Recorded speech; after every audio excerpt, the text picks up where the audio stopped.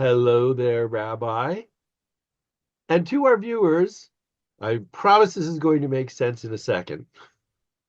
Um, Recently, I've become more and more aware with the drop in temperatures of the homeless who are constantly looking for some way to stay warm, especially in the middle of the night. I've had several occasions, long story, to go into a fast food restaurant or some other place that's open 24 hours, and it is chock full of people who can't afford housing, who would otherwise be sleeping in cars or outside, buying their little 50-cent sodas or their French fries or whatever it is that they can afford to purchase in order to justify sitting in a warm restaurant overnight. So that's obviously a tragedy. And Rabbi, you are now going to explain your background. We all watch on the news about the homeless, and we hear that heating centers are opened up and then they're closed during the day and opened only at night. And during heat waves, there were cooling centers. They're opened and then closed. And then people are forced back on the street again. And we keep shuffling these people around. We keep ignoring these people. And people are dying on our streets because we're not providing affordable housing or jobs or training, whatever we may look at. We have a very large homeless population.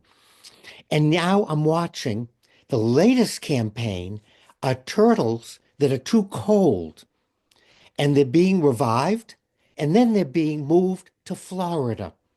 It's absolutely infuriating that our country, our citizens are willing to donate millions of dollars to allegedly save cold turtles, yet we're willing to let human beings freeze to death and die on our streets, or move them to another part of the city so we don't have to be aware. Yet we're having all this video of turtles being revived because they're too cold and they may not survive.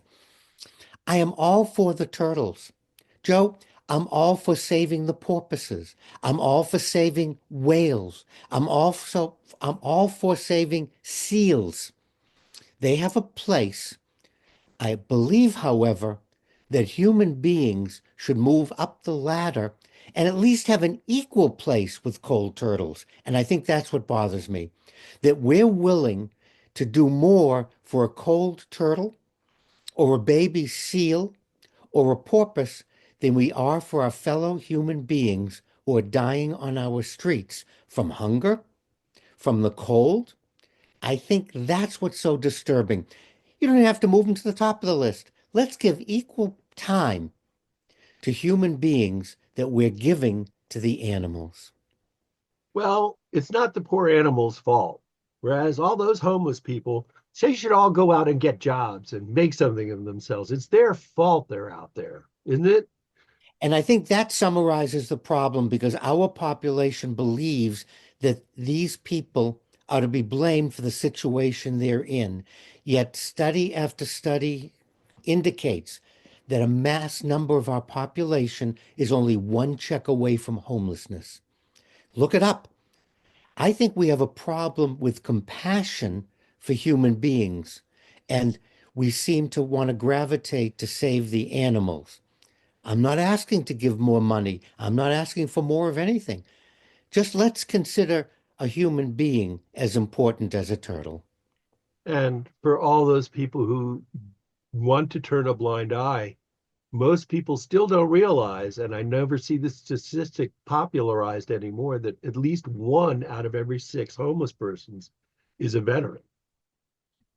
And having served with 40 years with the VA, that's disturbing beyond the charts. The needle goes off the disturbing chart that we're letting our veterans commit suicide and die on the streets because we don't want to put the resources we need into it because seals are cute.